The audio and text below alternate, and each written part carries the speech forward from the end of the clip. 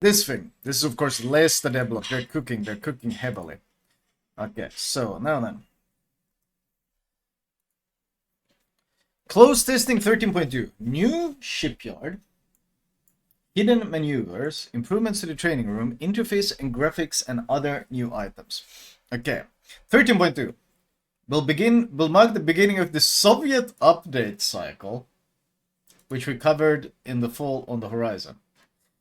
And it will be opened by the first Soviet shipyard in the game, where construction of the hybrid battleship Severomorsk will begin.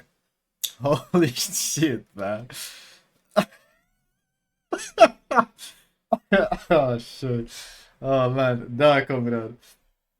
I mean, I feel like I need to change the music to. Let's see, huh?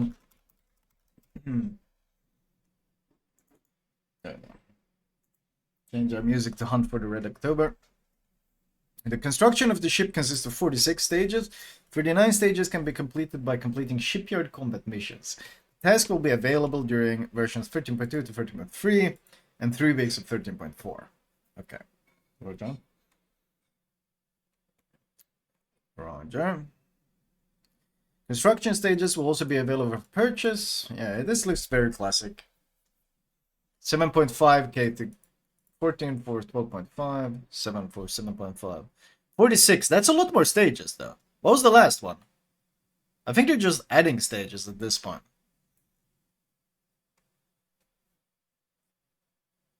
To be fair, this is also a tier 10, isn't it? How many tier 10 dockyards have we had, chat?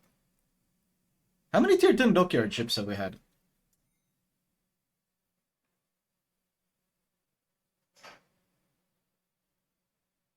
Lucian was one. What else? Lucian, Puerto Rico, and I think that's it. Two. We've had two. So this is the third tier. Well, this is for Russia though. Okay. Return of hidden maneuvers. What the hell was hidden maneuvers translated to?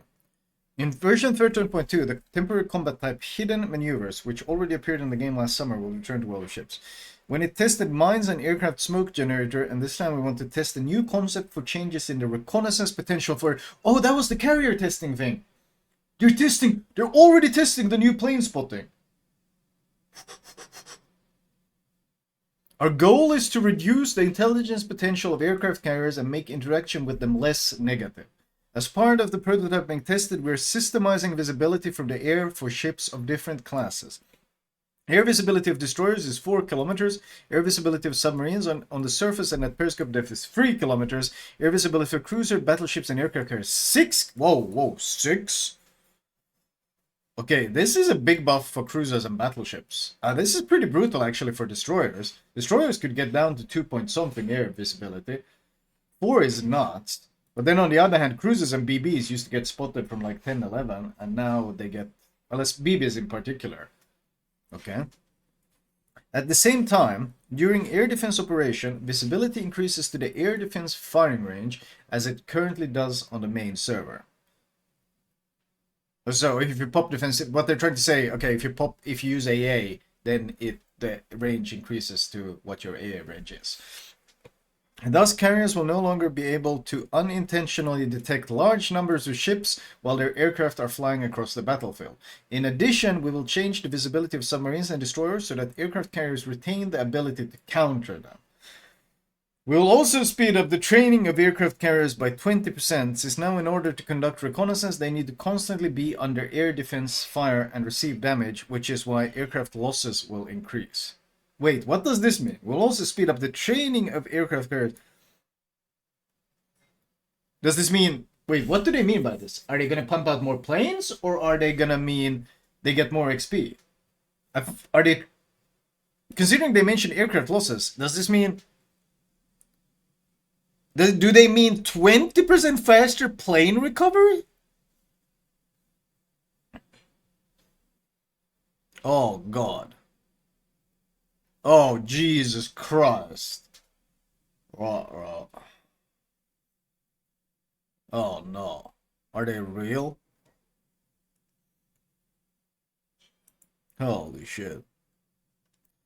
Flamu, with which developer do you have the feeling that the game is developing less badly? I love the question isn't which developer is doing it better. It's like which developer is fucking it up less. I mean I don't know. It's actually it's really hard. I feel like they're both on the both ends of a different crack pipe. And uh, I will say though that I feel like Russia is willing to take bigger risks with their completely bonkers design and completely bonkers ships, and like they're willing to do more extreme changes. Like they're introducing fog of war to clan battles. They're introducing these different modifiers to brawls. Like I would say Russia right now is willing to shake up the game more than wargaming is. Wargaming is very nervous to change much. So I would say I'm more interested in what's happening on CIS than I am on EU, simply because Lesta is they're deep in the vodka bottle, and they seem to be willing to, you know what, let's test it. If it doesn't work, it doesn't work, but at least we tested it. It looks more fun, basically. Yeah, it looks more fun.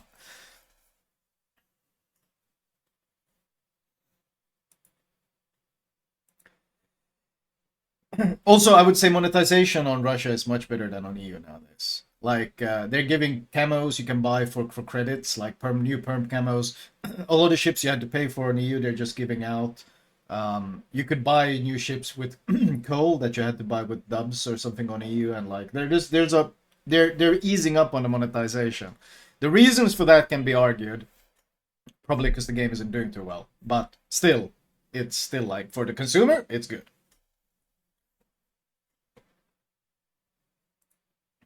On the main server, the event will take place. Specific figures in this publication are preliminary. Okay, on the main server, the event will take place on March 13th to 27th in the 12 versus 12 format. Okay. The matchmaker rules are similar to random battles, however, in the case of a long wait in the queue, 2 aircraft carriers per team are allowed. Interesting.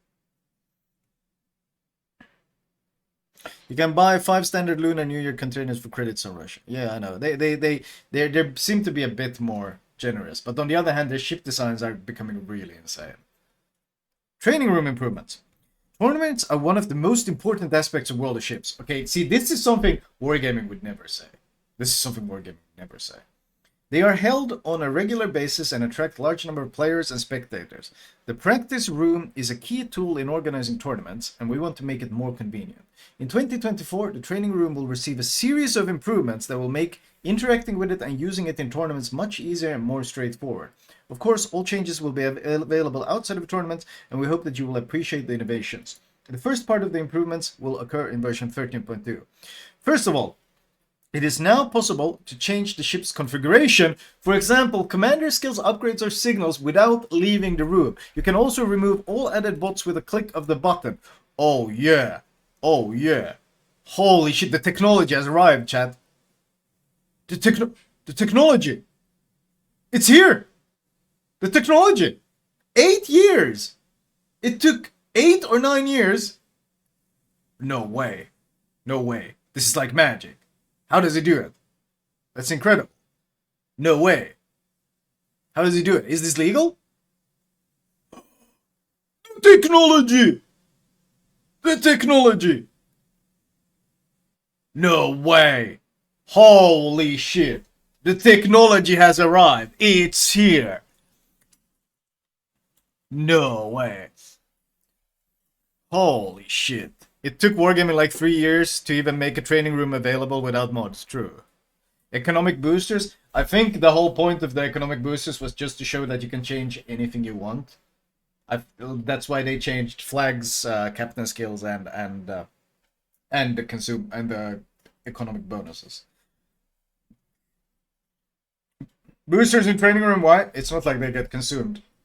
Nothing gets consumed in the training room, so who gives a shit? It was for demonstration purposes, for sure. God. Would it still consume the flags? No, it doesn't consume flags. Oh, yeah. So now you can, click remove all, and it takes all of them away. And you can click add. And you can select what you want to add. You can select what nation and what class, and then click add, and it adds all of them instantly.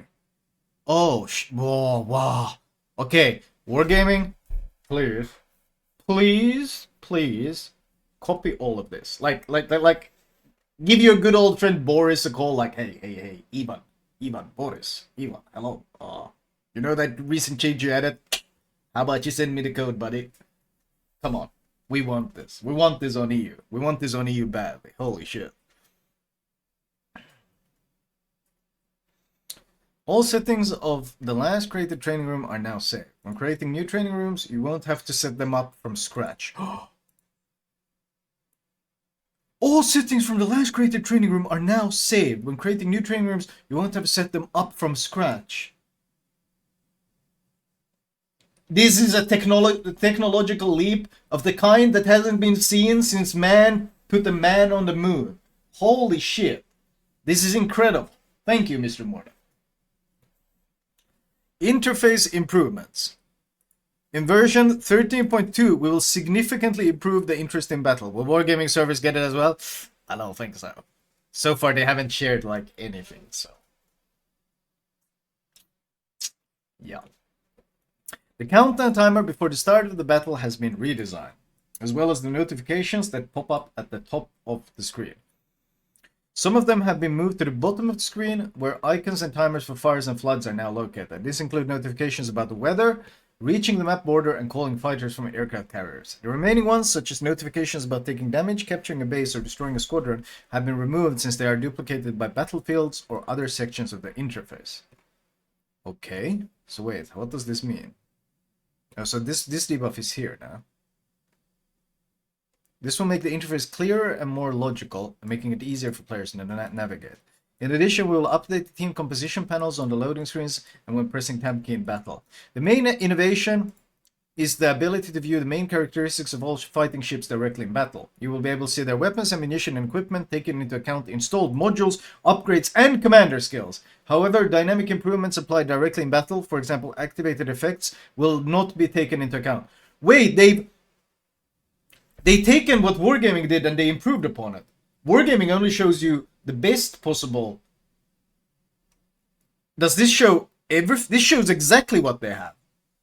So Wargaming's version is right now, you can look on the scoreboard and you can see the best potential version they might be running.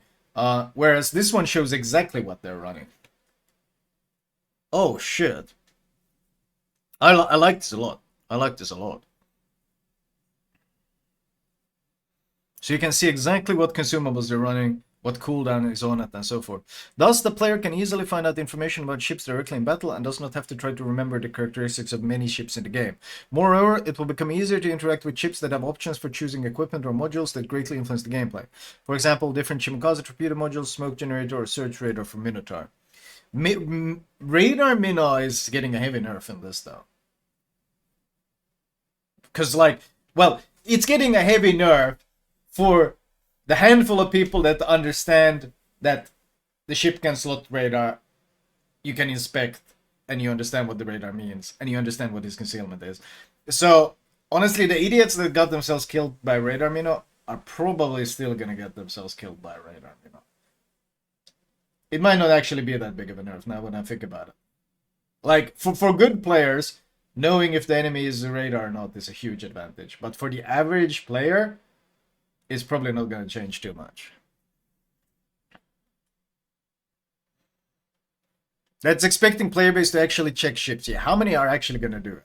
I think the percentage is going to be extremely minimal. It's absolutely a nerf for the Minotaur, though. Make no mistake. It's absolutely a nerf for the Minotaur. But it's probably not going to change as much considering the state of the average player.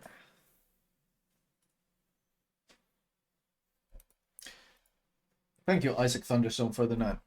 Another improvement will affect the section with economic bonuses import. Now it will always be expanded, and the display of used bonuses will also be improved. Thus, the section will become more informative and convenient. Okay. Okay, so you can just hover over it. Fair enough. Graphics improvement. Oh. They're flexing, chat. They're flexing having an art department again. This is the part that hurts the most. This is the part that hurts the most because you know this is never gonna arrive on EU. Oh no. Oh no. Well, let's see it. Version 13.2, we will be making a number of graphics improvements for the very high and maximum presets. The first of these will affect glare and lens effect. Now they will appear reflected from ships, cities, and water, and will also look better and more realistic. The improvement will affect maps with highly detailed textures without affecting gameplay. Okay. Oh, so it's more of the reflection from water? The second change will reduce the number of situations where distant islands suddenly and noticeably change their appearance to a more detailed one when approaching them. Switching island models will now become smoother and more invisible, which will improve the overall picture quality of the game. In addition, a maximum object detail has been added. Okay. Blitz. Oh, what are they doing? Oh, they're doing funny modifiers again. See, this is something I wish Wargaming would copy, because this just makes... This is Blitz's brawls. And what they've been doing on Russia lately is they add funny modifiers to brawls, so it plays less than a small ranked battle or a small random battle. It's got like weird modifiers, and I wish they did this more. No restrictions. Battleship torpedo damage reduced by 30. Secondary gun rate of fire reduced by 30. 1 versus 1.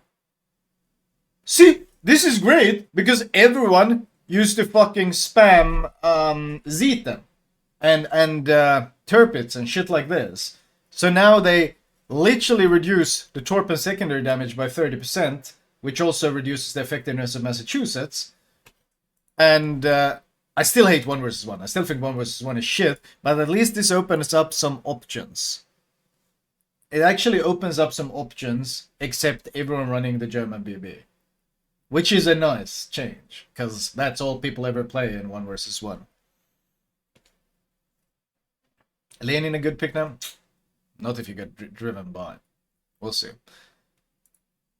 Blitz 2. A team can have no more than 2 battleships and 2 destroyers. Okay. Constant restoration combat capability. Battleships 0.06 per second, cruisers and destroyers 0.12 per second. So 10 seconds you regain 1.2% health. That's not a lot. But then on the other hand, it's 7.2 per minute. 7.2% health per minute. It actually is a fair bit. 4 versus 4 on tier 10 battleships, cruisers, and destroyers. Nice. So, well, no subs. Note that they're banning subs and CVs from all brawls, because anyone with a functional brain understands that subs and CVs makes brawls worse.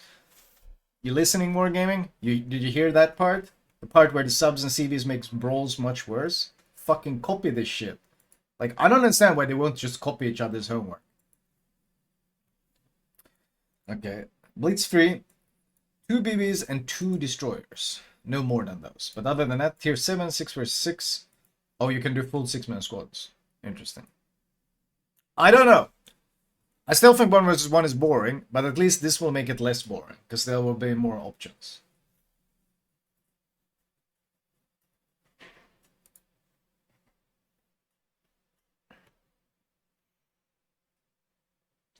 Okay. Permanent canon for loyalty to duty, Paso Pate. Oh, this is their Pan-Asian destroyer. Oh, sorry, submarine. Yeesh. Symbol Tricora. Achievements. This is for clan battles. God. Okay. God damn. God damn. Note that. Okay. Well, that was the first one. There's still the other one with all the